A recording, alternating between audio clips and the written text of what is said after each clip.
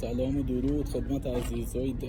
آقا ما یه دونه تیوا مدل 90 فروختیم به یه بنده خدایی، دقیقا همین ماشین.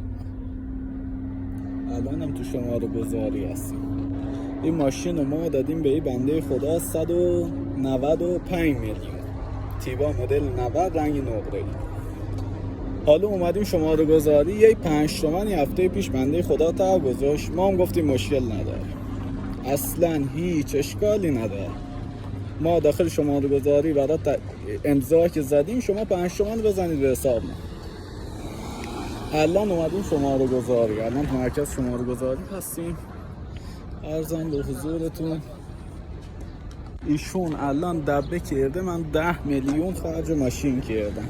10 میلیون خرج ماشین کردم، نمیتونم 5 تومن بهت بدم. ماشینو خرج زیاد داشته و تو باید بهم میگفتی و فلان و ظرف. خلاصه مطلب خواستم بهت بگم، هر وقت آقا خواستین ماشین بفروشین، حتی شده وکالت قید 500-600 هزار تومان پول بزنید وکالت بدین، ولی مبلغ پولتون رو کامل بگیرین. ماشین کار کرده هیچ ضمانتی نداره. ماشین کار کرده شاید رفتی اون برتر آتیش گرفت، او دیگه به صاحب قبلیش هیچ ربطی نداره که تو 10 میلیون 15 میلیون خرج ماشین کردی. شاید تا اصلا بخوای اتاق این ماشین عوض کنی، اتاق نوعی بذاری روش، مقصر مالک نیست دیگه. حالا با مادرش هم اومده یه آدم سنبالایی، هیچ کارش هم نمیشه بکن، هیچی دیگه. 5 تومن لخیدیم.